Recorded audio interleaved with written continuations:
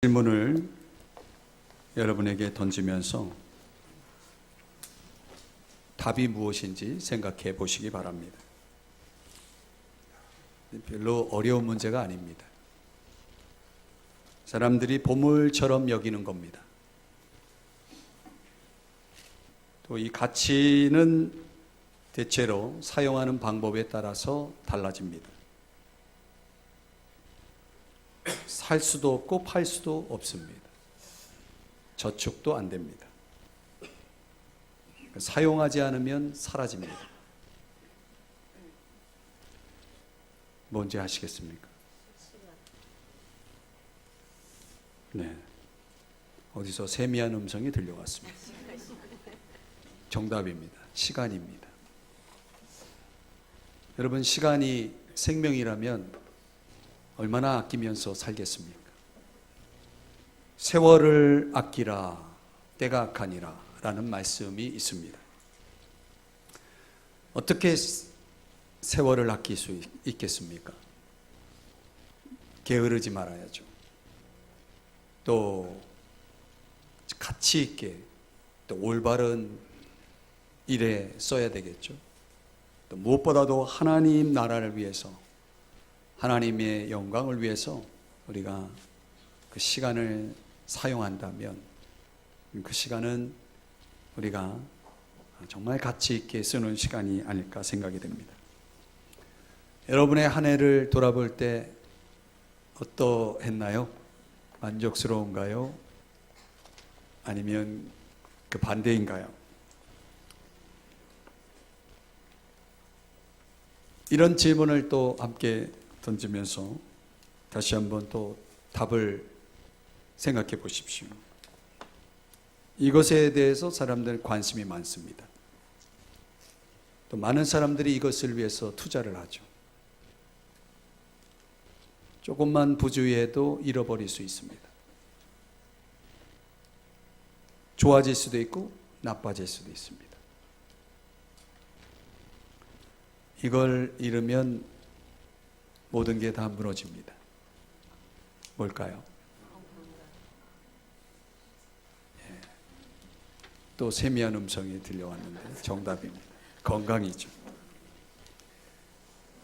사랑하는 자여, 내 영혼이 잘됨과 같이 범사에 잘되고 강건하기를 내가 간구하노라.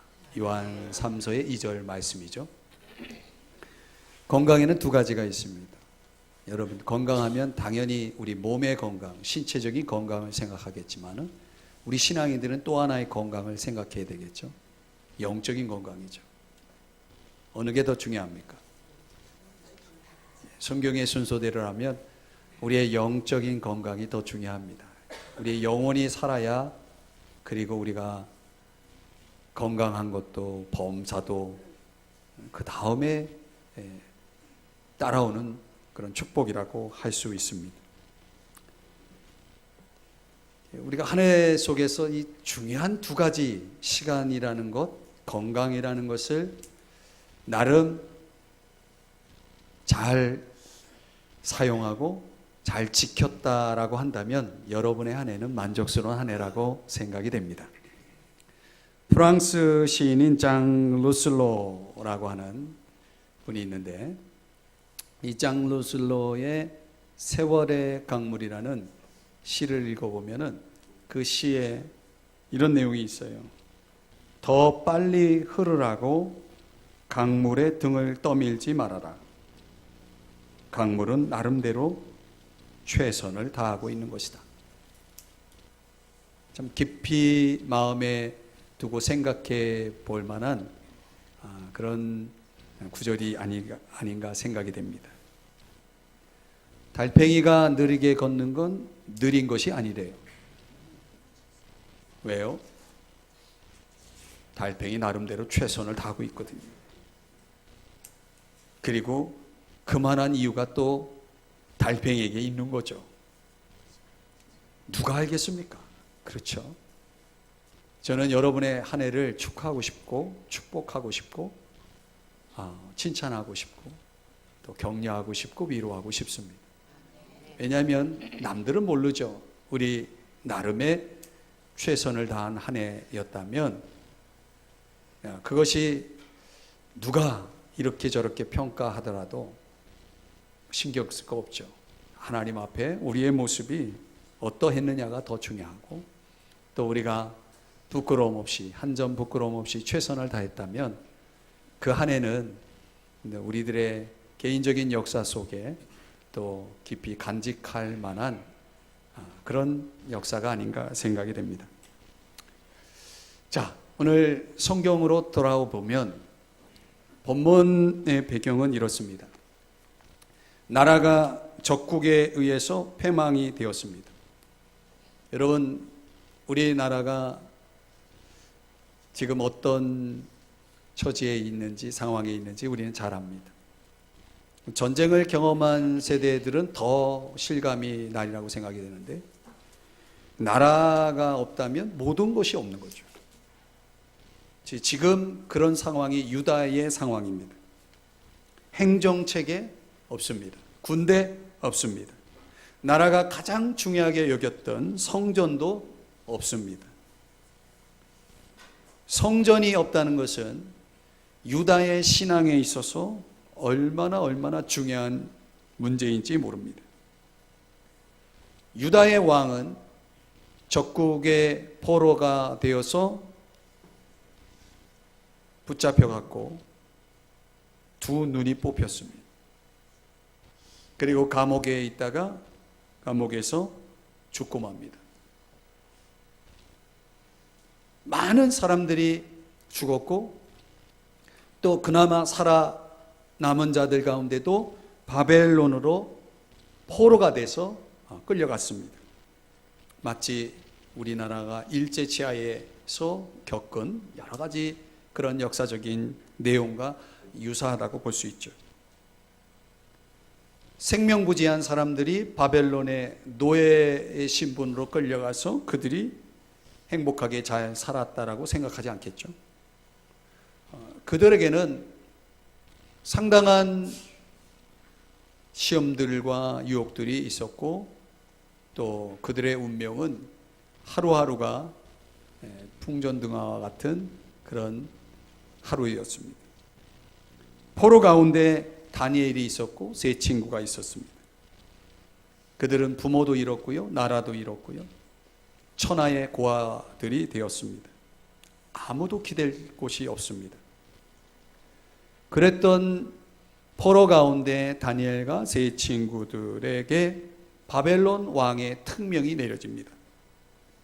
오늘 다니엘서 1장 4절 말씀을 보시면, 다니엘서 1장 4절에 보면 그런 내용이 나오죠. 흠이 없고 용모가 아름다우며 모든 지혜를 통찰하며 지식에 통달하며 학문에 익숙한, 그들은 3절에 의하면 왕족이고 귀족 출신의 소년들입니다. 거기에 누가 들어있냐면 다니엘과 세 친구가 들어있는 겁니다. 그 소년들을 선택해서 이제 그들을 왕궁에 서게 하기 위해서, 즉 왕을 보좌하는 시종으로 사용하기 위해서 그들을 훈련시키고자 이제 왕의 명령이 떨어집니다. 어떻게 보면 다니엘과 세 친구는 나라도 잃고 그들의 신앙도 잃었기에 그 모든 것의 원인이 되는 바벨론과 그 왕을 증오할 수 있었고, 그리고 유다 백성들을 회유해서 그들의 마음을 동요시켜서 말 그대로 구테타를 일으키든 아니면 어떤 게릴라 작전, 그런 것들을 통해 가지고 뭔가 해볼 수 있는 그런 일들이 있었으리라고 생각이 됩니다. 바벨론 왕은 아예 그런 일들이 일어나지 않도록 하기 위해서 그들을 역이용해서 유다 백성을 회유하고자 보관을 가지고 있었습니다. 그 방법이 뭐냐면 4절을 한번 다시 보실까요? 4절에 보면 첫 번째는 이 다니엘과 세 친구를 포함한 포로들 가운데 특별히 장래가, 미래가 나름 희망이 있어 보이는 그런 아주 특출난 소년들을 택해서 그들을 회유하고자 첫 번째 한 일은 뭐냐면 학문과 언어를 가르치는 거였다. 바벨론의 학문과 언어를 가르친다. 자, 여러분, 이게 왜 중요하냐면 그 당시에 유다 사람들에게 있어서는 유다의 학문과 유다의 언어가 있겠죠. 그런 유다의 학문과 언어는 곧 하나님과 연결되는 아주 중요한 통로였습니다. 히브리어라고 하는 그들의 언어는 오늘 우리가 보는 이 성경이 히브리어로 기록됩니다. 그렇죠?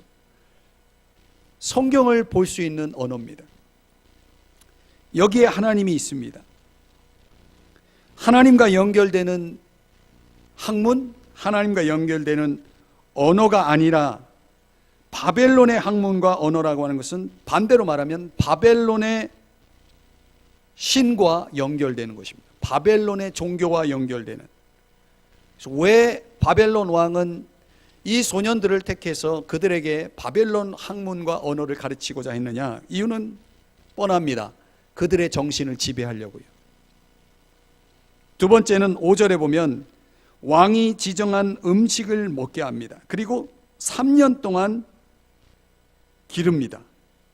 마치 동물에게 먹이를 주면서 3년 동안 동물을 키우듯 그렇게 다니엘과 세 친구는 3년 동안 동물 취급받으면서 왕이 주는 음식을 먹으면서 자라도록 그렇게 했습니다. 그런데 여러분, 이 음식 또한 중요한 의미가 있는 것은 유대인들이 먹는 음식은 다 하나님 법과 연결됩니다. 왜냐하면 하나님이 이건 먹어라, 이건 먹지 말라 하신 것이 있었어요. 이 율법이에요. 유대인들은 이 하나님의 율법에 의하면 먹고 싶은 대로 먹을 수가 없어요. 하나님이 먹으라 한 것만 먹기 때문에 그렇습니다. 그런데 왕이 지정한 음식을 먹는다는 것은 하나님의 법에 의하면 이거는 받아들일 수 없는 그런 것이었어요. 동물을 훈련하듯 3년 동안 기르면서 바벨론 왕은 그들의 마음과 몸을 빼앗으려 했다는 것입니다. 음식을 통해서 우리의 마음도 몸도 빼앗길 수가 있는 것입니다. 7절에 보면은 이름을 고치게 합니다. 다니엘을 보니까 7절에 보세요. 벨드사살이라고 합니다. 이 다니엘이라고 하는 이름은 하나님이 나의 재판자라는 뜻이 있는 이름입니다. 유대인들의 모든 이름은 그 사람의 인격뿐만 아니라 그 사람의 신앙 고백이 들어가 있는 이름입니다. 이름을 바꿨습니다. 이 말은 무슨 얘기입니까? 하나님 신앙을 뺏으려는 의도를 가지고 그렇게 한 겁니다. 우리 민족의 정신과 그리고 우리의 민족성을 빼앗기 위해서 일본 사람들이 우리나라를 지배할 때 이름을 바꿨던 것처럼 말이죠. 하나님 신앙을 빼앗으려는 의도로 바벨론 이름으로 바꿉니다. 현재도 마찬가지죠. 오늘날에도 우리가 배우는 수많은 세상의 학문들이 있죠. 또 요즘 사람들이 많이 찾고 있는 또 탐구하고 있는 인문학을 보면은 인문학 속에도 그렇습니다. 가만히 보면 그런 세상이 주는 지식과 학문에 의해서 신앙을 놓는 사람들이 많아졌습니다. 우리가 그냥 편하게 접하고 늘 가까이 접하고 있는 그런 학문들이 이 세상이 제공해 주는 여러 가지 정보와 지식, 그런 학문성을 가지고 있는 그런 사상들이 많은 젊은이들의 신앙을 빼앗아 갔습니다. 젊은이뿐만 아니라 우리 현대 사회 전체 속에 미치는 영향이 엄청납니다. 술과 같은 우리 기독교인들이라면 조금 거북해야 할 어떤 그런 금기시되는 그런 음식 문화들, 또 세상의 여러 가지 다양한 문화들을 가까이 하면서 힘을 잃어버린, 능력을 잃어버린 신앙인들이 많습니다. 따르지 말아야 될 그런 세속적인 문화들을 통해서 그런 것들에 접하면서 더 이상 능력 있게 세상을 이기고 죄를 이기면서 살아가는 신앙인들이 점점 줄어들고 있다는 사실이죠. 그런 현실을 우리가 봅니다. 바벨론 종교로 회유시키기 위해서 하나님 신앙의 의미를 담고 있는 이름을 바꿨던 그 바벨론 왕의 정책처럼 오늘날 주님보다 더 귀하고 더 중요하다고 생각하게 만드는 것들을 움켜쥔 사람들은 영적으로 다 미지근해졌습니다. 신앙을 버린 사람이 있습니다. 능력을 잃어버린 사람이 있습니다. 그리고 미지근한 이것도 아니고 저것도 아닌 신앙으로 떨어진 사람들이 있습니다. 왜 그렇습니까? 이것이 다니엘과 세 친구들에게 주어진 바벨론 왕의 특명이었고, 이 명령에 의해서 그들은 이런 현실을 직면하게 되었던 것이죠. 인간적으로 볼 때는 다니엘과 세 친구는 아무것도 아니었습니다. 그들은 노예였고 포로였습니다. 절대 권력 앞에 명령을 따르지 않는다는 것은, 그것은 곧 목숨을 잃는다는 것을 의미합니다. 왕의 명령을 따르지 않는다면 어쩌면 그들은 당장 목숨을 잃을 수 있는 것입니다. 또 반대로 왕의 명령을 따르기만 한다면 그들은 이제 풍요와 왕궁에서 나름의 직분을 갖는 성공의 기회가 될 수 있었던 것입니다. 그런데 다니엘과 세 친구는 편안하고 쉬운 길을 거부하고 그들은 다른 결정을 내리게 됩니다. 그것이 8절입니다. 우리 한번 8절을 같이 함께 보시면 다니엘이 어떻게 했습니까? 한번 따라 하십시다. 뜻을 정하여. 이 말은 무슨 얘기냐면 왕의 명령을 거부했다는 얘기입니다. 왜요? 이유가 두 가지입니다. 첫 번째는 하나님을 의지했기 때문입니다. 다니엘이 의지하는 것은 그 당시 절대 권력자였던 바벨론 왕을 의지했던 게 아닙니다. 바벨론 왕 느부갓네살이라는 이 왕보다 더 높은 분이 있다는 사실을 다니엘은, 그리고 세 친구는 확신했던 것이죠. 그 왕보다 더 높은 느부갓네살 왕, 절대 권력자, 세계를 제패하고 지배하고 있는 그 절대 권력자보다 더 높은 왕이 한 분이 있었는데 그분이 바로 누구죠? 하나님이시죠.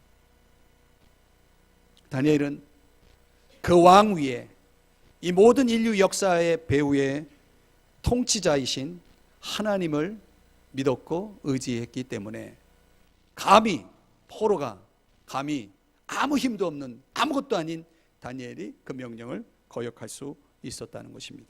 두 번째 이유는 하나님의 말씀을 믿었고 순종했기 때문입니다. 왕의 음식은, 그리고 포도주는 그들을 더럽히는 것이었습니다.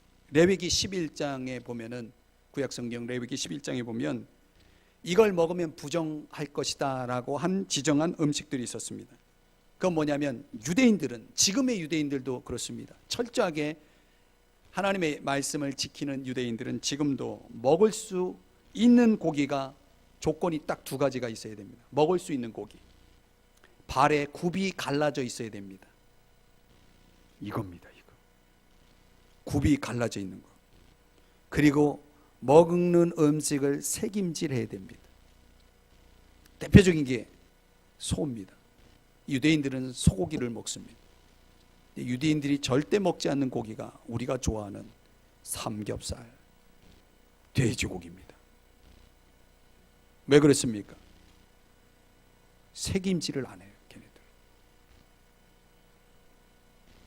왕의 음식은 말 그대로 왕이 먹는 음식이라 하면 얼마나 종류가 많았을 것이고 얼마나 그 값이 나가는 좋은 음식들이 얼마나 많았겠어요. 각종 어육이 가득했을 것입니다. 그런데 우리가 알아야 될 것은 그 당시 왕의 음식은 다 그들 신에게 바쳐져서 나온 음식들입니다. 이미 1차적으로 그들 신에 그 음식을 다 바쳐놓고, 그리고 나서 그 다음에 이제 왕이 먹는 것입니다. 그리고 왕이 다 못 먹으니까 그 남는 음식들, 그런 것들 안에서 소년들에게 주고자 했다는 거죠. 그리고 적어도 그 왕의 음식에는 그 제물에 뿌려진 피가 있었습니다. 피. 유대인들이 절대로 가까이 하지 않는 것은 피입니다. 사체들, 죽은 피, 이런 것들을 가까이 하지 않았습니다. 그러니까 다니엘과 세 친구는 왜 뜻을 정했는가라고 하는 것에 두 가지를 우리가 기억해야 됩니다. 첫째는 하나님을 의지하고 하나님을 경외했기 때문이고, 또 두 번째는 하나님 말씀에 순종하면서 무엇보다도 하나님을 사랑했기 때문입니다. 여러분, 우리가 뜻을 정하면서 살아가려면, 자기를 더럽히지 않으려면 두 가지가 필요합니다. 하나님을 두려워해야 됩니다. 하나님을 사랑해야 됩니다. 하나님을 두려워하는 사람은 하나님을 의지합니다. 하나님을 사랑하는 자는 말씀에 순종합니다. 오늘날 이 세상에 하나님과의 관계 속에서 무너진 사람들을 보세요. 두 가지가 없습니다. 하나님을 두려워하지 않습니다. 불꽃 같은 눈으로 우리를 감찰하시는 하나님을 두려워한다면 우리가 하지 말아야 될 것들이 많습니다. 하나님을 사랑한다면 우리가 하지 못할 것이 없습니다. 그분이 말씀하시면 순종하지 않을 수가 없습니다. 왜? 사랑하기 때문에 그렇습니다. 나의 계명을 가지고 지키는 자라야 나를 사랑하는 자니 나를 사랑하는 자는 내 아버지께 사랑을 받을 것이라고 그랬습니다. 사랑한다는 것은 순종한다는 것이고, 순종한다는 것은 사랑하는 것입니다. 다니엘과 세 친구는 오늘 본문에 의하면 그들은 첫 번째로 포로로 잡혀간 그 다니엘과 세 친구에게 최초의 시험이 찾아온 것입니다. 그런데 이번 한 번만 넘어가고, 그리고 그 다음부터는 내가 말씀대로 살아야지, 이렇게 하지 않았습니다. 그들은 최초의 시험을 이긴 것입니다. 이게 왜 중요합니까? 처음을 지면 계속 질 가능성이 있습니다. 얼마나 많은 그리스도인들이 여기서 무너지는지 모릅니다. 한 번은 괜찮을 거야. 아니, 이번 한 번만. 사랑하는 여러분, 오늘 다니엘이 뜻을 정했습니다. 그것은 엄청난 결단이었습니다. 왜냐하면 목숨을 건 결정이기 때문에 그렇습니다. 내 목숨을 걸고 결정을 내린 것입니다. 그러면서 다니엘은 오늘 본문에 보면은 10일간의 테스트를 제안합니다. 이제 반대로 10일간의 테스트를 제안하면서 오늘 본문에 보니까 왕의 음식 포도주를 마시지 않게 해달라고 제안하면서 대신 내가 채식과 물만 먹겠습니다 라고 제안을 합니다. 10절 말씀을 보시겠습니다. 10절 끝부분에 보니까 그 다니엘과 세 친구들이 제안한 것에 만약에 그것을 받아들인다면 어떻게 되는가? 10절 끝부분에 너희 때문에 내 머리가 위태롭게 될 것이다. 이 말은 무슨 얘기냐면 내가 너희들 말 들어줬다가 내 목숨이 날아간다. 이 말은 무슨 얘기입니까? 절대로 그 제안을, 다니엘의 제안을, 왕의 명령을 거부한 다니엘의 제안을 수용할 수 없다라고 하는 입장을 밝힌 것입니다. 그런데 이상하게 여러분 보세요. 거기까지 다 좋았는데 14절에 보시면 그가 그들의 말을 따라, 누구예요? 다니엘과 세 친구들의 말을 따라서 열흘 동안 시험하더니, 요거를 들어준 겁니까? 안 들어준 겁니까? 요거를 들어준 겁니다. 왜요? 오늘 설교의 핵심이 여기 있습니다.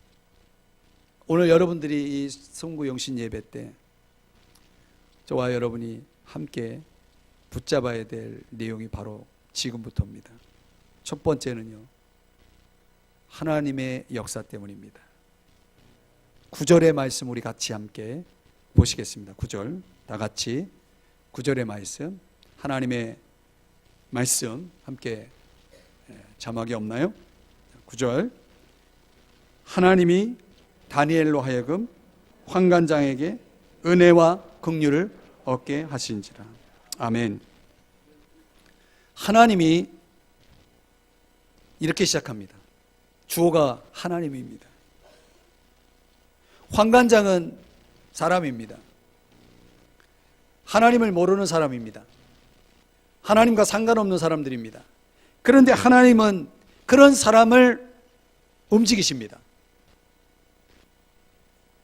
여러분, 우리가 인생 가운데 이런 역사를 경험할 수 있기를 축복합니다. 오늘 저와 여러분 가운데 될 수 없는 일들이 이루어지기 위해서는 뭐가 있어야 됩니까? 하나님의 역사가 있어야 됩니다. 물론 내 힘으로 살아갈 수 있겠죠. 2019년 여러분들이 한 해 열심히 여러분의 최선을 가지고 한 해를 달려갈 수 있을 겁니다. 그러나 여러분, 그런 우리의 한계 속에서 살아간다는 것은 얼마나 우리 인생이 위태롭고 고달픕니까? 하나님은 우리의 최선을 기쁘게 생각하시고 귀하게 여기시지만 하나님은 너희들은 너의 한계 속에서 살라라고 말씀하시는 분이 아닙니다. 사랑하는 여러분, 하나님은 저와 여러분이 한계 속에서 살기를 원하지 않고 하나님의 역사로 살기를 원하시는 겁니다. 하나님의 은혜로 살기를 원하십니다. 하나님의 긍휼로 살기를 원하시는 겁니다. 다니엘과 세 친구들에게만 일어나는 일이 아닙니다.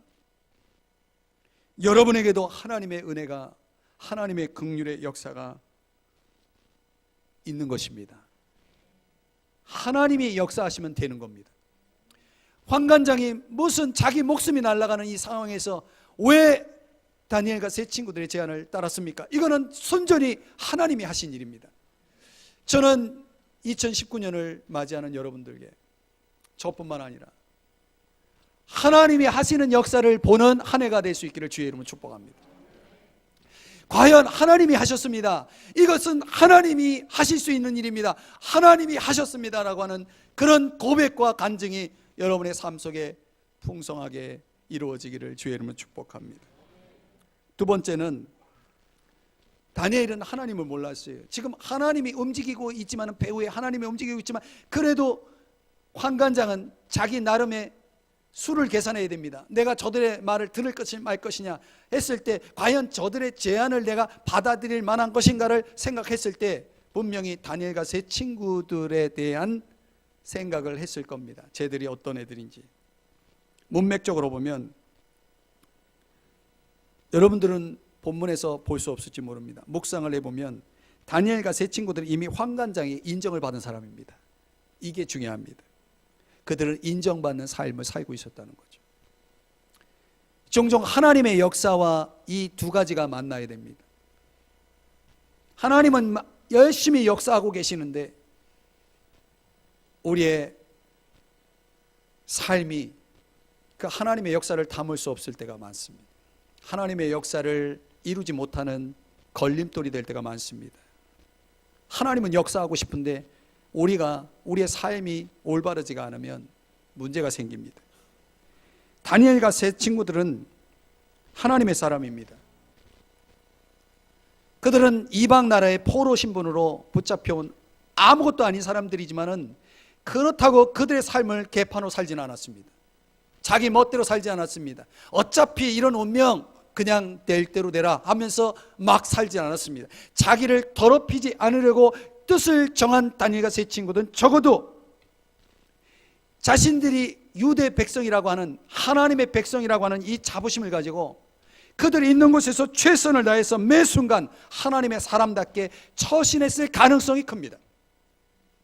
다니엘은 저들이 얼마나 하나님을 사랑하고 있는지, 하나님을 두려워하고 있는지 그동안 봐온 것입니다. 저들이 저렇게 말하는 이유가 있다는 것을 적어도 환관장은 알았습니다. 저들이 저런 결정을 내린 데에는 하나님의 법이 있다는 것도 간접적으로 보았을 것입니다. 그래서 14절에 보면 그가 그들의 말을 따라 열흘 동안 시험했다라고 말합니다. 사랑하는 여러분, 저는 2019년 우리 모두가 삶 속에서 내 주변 사람들에게 인정받는 삶을 살 수 있기를 바랍니다. 하나님을 믿는 사람다운 모습을 보여줘야 됩니다. 과연 저 사람은 다르구나. 나는 비록 예수를 안 믿지만, 나는 비록 교회를 다니지 않지만 과연 믿는 사람은 저렇구나 라는 것을 보여줄 수만 있다면, 그런 인정받는 삶을 살 수만 있다면, 여러분, 다니엘에게, 세 친구에게 일어났던 일들이 우리들에게도 일어날 줄 믿습니다. 마지막으로 세 번째는요, 이게 가장 중요한 요소입니다. 하나님께 어떻게 했습니까? 매달리는 기도를 했습니다. 이 매달리는 이라는 단어가 중요합니다. 딱 10일 남았습니다. 이 10일, 12절에 보면 청하오니 당신의 종들을 열흘 동안 테스트해 주십시오. 채식을 주어 먹게 하시고 물을 주어 마시게 하십시오. 자, 여러분에게 질문합니다. 왜 열흘일까요? 왜 열흘일까요? 저는 생각을 많이 해봤습니다. 우리에게 열흘 다니엘 기도를 하라고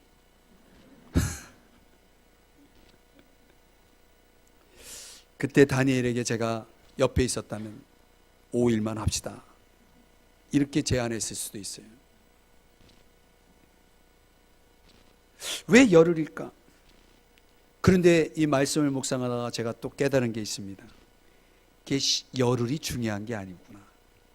더 중요한 것은 그 열흘 동안 뭘 했느냐가 더 중요하다는 거죠. 열흘 동안 뭘 했을까요? 고기 먹는 사람과 채소만 먹는 사람, 누가 더 나을 것 같습니까? 해보셨나요? 누가 보더라도 왕의 진미를 먹고 10일을 지낸 사람과 채소와 물만 먹고 그렇게 10일을 지나면 분명히 차이가 납니다. 제가 다이어트를 해봐서 압니다. 분명히 차이가 납니다. 하루에 한 끼만 안 먹어도 차이가 납니다. 일주일만 지나면 확실히 차이가 납니다. 이거는 제한 자체가 잘못된 제한입니다. 게임이 안 됩니다. 그런 제안을 한 다니엘이 뭘 믿고 그런 제안을 했겠습니까? 뭘 믿고 10일을 제안했겠습니까? 이것은 다니엘이 평소 그가 지닌 중요한 신앙 하나가 있었기 때문에, 그게 기도신앙입니다. 한번 따라 하십시다. 기도신앙. 다니엘은요, 2장 17절 18절에 보면은 어떤 중요한 순간에 18절 끝부분만 보면 그들로 하여금 구하게 아니라, 다니엘에게는 항상 기도하는 동역자들이 있었어요. 기도하는 친구들이 있었어요. 여러분, 저는 여러분들에게 여러분 한 사람 한 사람이 기도의 사람 될 뿐만 아니라 여러분 주변에 함께 기도하는 사람들이 있기를 주의 이름으로 축복합니다. 어떤 다급한 일이 있을 때 누군가에게 기도를 부탁할 수 있는 이런 좋은 친구가 여러분 주변에 있기를 주의 이름으로 축복합니다. 그들로 하여금 구하게 아니라, 이 다니엘의 평소의 기도 신앙이에요. 6절에 보면은, 6장 10절 말씀에 가보면 그런 말씀이 나옵니다. 전에 하던 대로 하루 3번씩 무릎을 꿇고 기도하며. 이 다니엘의 기도 신앙은 전에 하던 대로, 이게 뭐예요? 평소대로 하루에 몇 번? 3번 무릎을 꿇고 기도하는, 하나님께 감사 기도하는 그런 평소의 기도 신앙을 가지고 있었다는 거죠. 다니엘서 10장에 가보면 다니엘은 종종 고기와 포도주를 입에 대지 않고 금식 기도하면서 하나님의 뜻을 구하는 그런 기도 신앙을 가지고 있었어요. 자, 함께 기도하는 기도의 친구가 있었고, 평소에 하루에 3번 기도하는 기도 신앙이 있었고, 금식 기도하는 기도 신앙이 있었는데, 저는 이 3가지를 10일 동안 했다고 봅니다. 그랬더니요, 어떻게 됐습니까? 불가능했던 일들이 벌어지기 시작합니다. 현재 우리 사회는 신앙을 지키기가 너무나 어렵습니다. 비기독교 문화 속에 살기 때문에 그렇습니다. 시험이 많습니다. 그런 시험들을 인간적인 방법을 택해서 해결하려면 하나님의 뜻과는 전혀 상관없는 길을 가게 됩니다. 우리도 다니엘처럼 불가능을 가능케 하시는 하나님을 의지하여서 시험을 이겨낼 수 있기를 주의 이름으로 축복합니다. 다니엘은 생명을 걸었습니다. 목숨을 걸고 하나님의 뜻을 받들기를 원했습니다. 하나님을 너무나 사랑했습니다. 이렇게 하나님을 사랑하고 하나님을 경외하며 하나님의 뜻을 받들어 가기 위해서 생명도 버릴 각오가 되어 있는 사람들을 하나님이 가만히 두겠습니까? 15절을 보시면 하나님이 함께 하신 증거들이 나타납니다. 15절 결론을 보면은 어떻게 결론이 나왔습니까? 10일 후에 더 좋아 보인지라. 몸이 더 좋아요. 17절에 보면은 지적으로 모든 서적을 깨닫게 하시고 지혜를 주셨으니. 엄청난 겁니다. 이 지식 좋아하시는 분들, 하나님이요, 사람들이 추구하는 학문성이라고 하는 것들은 그 나름의 머리가 있기 때문에 가능하다라고 생각하겠지만, 오늘 이 본문을 보면은요, 다 나름의 전공을 해가지고 전문성을 가지고 그 분야에 뛰어날 수는 있지만, 여기에 다니엘에게는 어느 정도라고 했냐면 모든 서적을 깨닫게 했다라고 했어요. 그러니까 이것은 장르가 없습니다. 어떤 분야가 없습니다. 모든 서적들을 깨달았다는 것은 그에게 학문의 한계를 초월했다는 것을 얘기합니다. 이 어마어마한 지식과 그리고 지혜가 다니엘에게 주어졌다. 여러분, 하나님에게 이렇게 모든 걸 걸고 사는 사람들에게는 하나님이 이런 은혜를 주시는 줄 믿으시기 바랍니다. 하나님이 함께 하시면 우리 자신이 이런 한계들, 가지고 있는 한계들을 넘어설 수 있는 것입니다. 17절 끝부분에 보면 모든 환상과 꿈을 깨닫게 했다. 이것은 말 그대로 영적인 능력을 얻은 것을 얘기합니다. 하나님의 뜻을 깨닫는, 우리가 학문을 통해 인생의 경험을 통해 어떤 노력을 통해 얻을 수 없는 그 이상의 깊은 영적 세계를 들여다보기 시작했다는 것입니다. 그래서 육적으로도 지적으로도 영적으로도 아주 빛나고 탁월한 엄청난 사람으로 지금 바뀌어져 있는 것을 보게 됩니다. 제가 오늘 저와 여러분들과 함께 한 해를 이런 은혜를 위해서 저 표현을 가지고 여러분들과 다니엘 기도를 하려고 하는 것입니다. 하나님의 뜻을 찾아 몸부림치는 신앙, 그 뜻을 찾았을 때는 생명을 걸고 지키고자 하는 신앙인들에게는 이런 놀라운 하나님의 함께 하심의 역사들이 일어나는 줄 믿으시기 바랍니다. 사도행전 1장에도 10일 기도회가 또 나옵니다. 저는 새해를 맞이하는 저와 여러분에게 10일이 뭐 특별한 건 아닙니다. 굳이 의미를 둔다면 다니엘의 10일 기도나 사도행전 마가다락방에 함께 120명의 성도들이 모여 기도했던 10일 기도회나, 그게 뭐 상징적이라고 한다면 그냥 상징적인 것이죠.